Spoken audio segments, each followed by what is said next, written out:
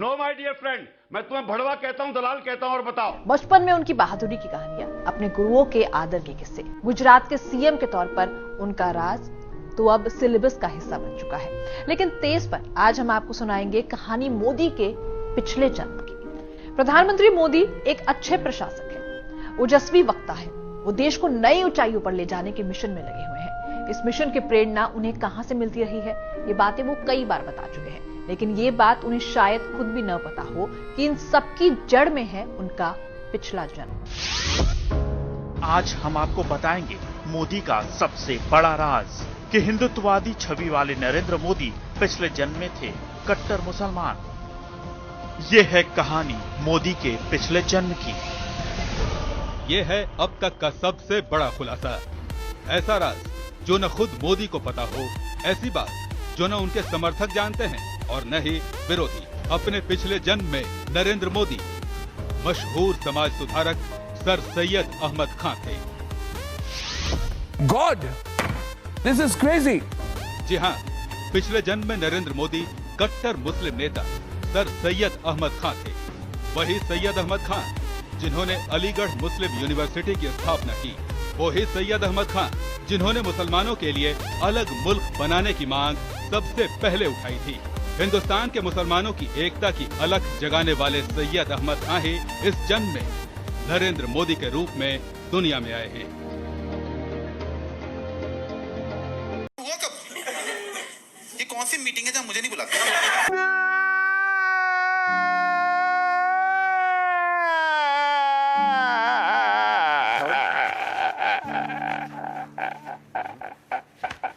दूसरा पॉइंट यह है कि दिल्ली की जनता के लिए राष्ट्रवाद, हिंदुस्तान पाकिस्तान, मुगलों का राज वापस आ जाएगा, राम मंदिर, धारा 370, कश्मीर, इस तरह की बातें कोई मायने नहीं रखती। ये मुद्दे दिल्ली की जनता के लिए कोई मायने नहीं रखते। दिल्ली की जनता को ना तो बालाकोट एयर स्ट्राइक से कोई लेना देना है, ना राम मंदिर से कोई मतलब है, ना कश्मीर की धारा 370 से उसे कोई लेना देना है, ना ही उसे देश के टूट जाने की कोई चिंता है। दिल्ली वाले बस अपने में मस्त रहना चाहते हैं। वो ये चाहते हैं देश टूटे फूटे या ना टूटे, कुछ भी होता रहे, मेरा जीवन आराम से चलना चाहिए। दिल्ली की जनता अपने जीवन के संघर्ष में ही पूरी तरह से बिजी है, लिप्त है। उसे बाकी के देश से कोई मतलब नहीं। दिल्ली की जनता को बड़े राष्ट्रीय मुद्दों से कोई मतलब नहीं है, वो उनसे प्रभावित नहीं होती। दिल्ली का चुनाव स्थानीय मुद्दों पर ही लड़ा गया है और दिल्ली वालों को भी स्थानीय मुद्दे ही पसंद आए और जनता ने राष्ट्रीय मुद्दों और बीजेपी को नकार दिया। जनता ने बता दिया कि ये बातें सोशल मीडिया पर लिखने के लिए बहुत अच्छी हैं, न्यूज चैनल्स पर देखने के लिए बड़ी अच्छी हैं, अखबारों में पढ़ने के लिए ये बातें बड़ी अच्छी हैं। जब हम किसी पार्टी में जाते हैं तो ड्रिंक्स के साथ डिस्कशन करने के लिए, राजनीति की बातें करने के लिए सारे मुद्दे बड़े अच्छे हैं। लेकिन जब हम वोट डालेंगे तो वोट इस चीज पर डालेंगे कि मुफ्त में कौन कौन सी चीज कहां पर लगी हुई है। जब हम वोट डालेंगे तो हमें यह देखना है कि सेल कहां पर लगी हुई है। दिल्ली के लोग राष्ट्रवाद और राष्ट्रीय मुद्दों पर राय तो बहुत बड़ी बड़ी रखते हैं, लेकिन वोट डालने बाहर नहीं निकलते। यानी दिल्ली की जनता ने आज भी यह साफ कर दिया कि दिल्ली के लोग आलसी हैं। वो अपना सारा पॉइंट ऑफ व्यू जो देते हैं सब स्मार्टफोन पर देना चाहते हैं। सोशल मीडिया पर ये सारे लोग एक्सपर्ट हैं। ये सारे लोग तो असल में अगली बार यही चाहेंगे कि चुनाव भी सोशल मीडिया पर ही हो जाए, क्योंकि उसके लिए इन्हें पोलिंग बूथ तक जाने की जरूरत नहीं पड़ेगी। इसलिए दिल्ली की जनता ने आज ये बता दिया कि वो सिर्फ अपने स्मार्टफोन से चिपके रहते हैं, वो वोट डालने नहीं जाएंगे, बातें बड़ी बड़ी करते रहेंगे।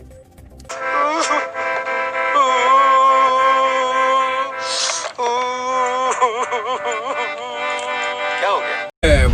बोलने दे, तकलीफ हुआ है बेचारे को। बोल। ये सवाल उठाना कि चीनी सेना हमारे जमीन पर आ गई और हम सोते रहे, ये सरकार पर सवाल नहीं होता है, ये सेना पर ही सवाल होता है। क्योंकि पेट्रोलिंग की ड्यूटी सरकार की नहीं होती है, सेना की होती है। और हमारे देश में सेना की कोई इतनी आजादी है, हमारे अर्धसैनिक बलों को भी आजादी है कि वो जो पेट्रोलिंग ड्यूटी कर रहे हैं उसके लिए किसी पॉलिटिकल मास्टर से अपने कमांड नहीं लेते हैं। अगर आईटीबीपी के हटने के बाद वहां पर भारतीय सेना भी पहुंची और आप कहते हैं कि चीन ने हड़प ली हमारी जमीन, तो ये फिर सेना के ऊपर सवाल हो जाता है। और इस बहुत मनुष्य लग रहे हो, मत करो, रहने दो, बहुत बुरे लग रहे हो। तौबा तौबा तौबा, सारा मूड खराब कर दिया। मैं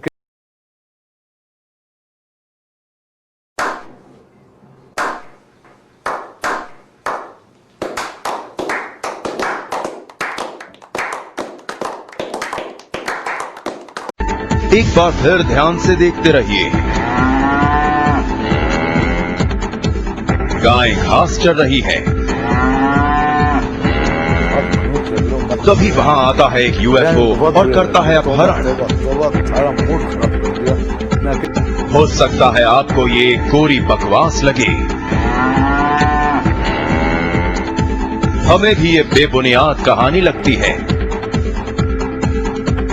लेकिन अब सुनिए इस कहानी का दूसरा सच। अमेरिका, ऑस्ट्रेलिया, यूरोप में गायें गायब हो रही हैं।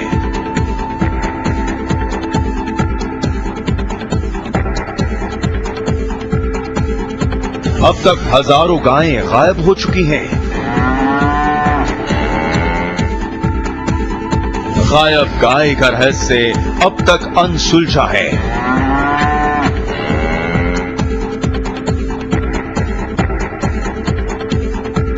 कोई नहीं, कोई सेंस है इस बात की? हमें बहुत लग रही थी उस टाइम। मेरे पास कोई अल्फाज नहीं है, मुझे माफ कर दे आप लोग सारे, मुझे छुट्टी दे दे, मैं इस दुनिया से छुट्टी चाहता हूँ। आप नहीं जज्बाती, ये तो टट्टी है। सबसे अच्छा जो पौधा माना जाता है वो पीपल का पौधा माना जाता है, क्योंकि वो ऑक्सीजन जो प्राणवायु है उसको देता है। जिस तरह से पशुओं में गाय एकमात्र ऐसा पशु है जो ऑक्सीजन लेता है और जो छोड़ता है वो भी ऑक्सीजन है, केवल एक पशु है। इसलिए उसको हमने माता का दर्जा दिया कि वो हमको प्राणवायु देता है। कहते हैं कि अगर किसी को सांस संबंधी तकलीफ है, अगर वो गाय की मालिश करता है तो उसके सांस के संबंधी तकलीफ दूर हो जाती है। टीबी जैसा रोग है, अगर वो लगातार गऊ के संपर्क में रहता है तो टीबी जैसी बीमारियां दूर हो जाती हैं। वो जो पंचगव्य है, मैंने तो इस पर पूरा वैज्ञानिक परीक्षण कराया था जब मैं पशुपालन मंत्री था। और गाय का गोबर, गाय का जो गौमूत्र है उसमें कितनी ताकत है, और हमारे शरीर के लिए, हमारी स्किन के लिए, हमारे हार्ट के लिए, किडनी के लिए कितना फायदेमंद है, ये आज वैज्ञानिक इस चीज को आज प्रमाणित कर रहे हैं। लौड़ा का सरकार है। कम मर्यादा रखिए, थोड़ी मर्यादा रखिए।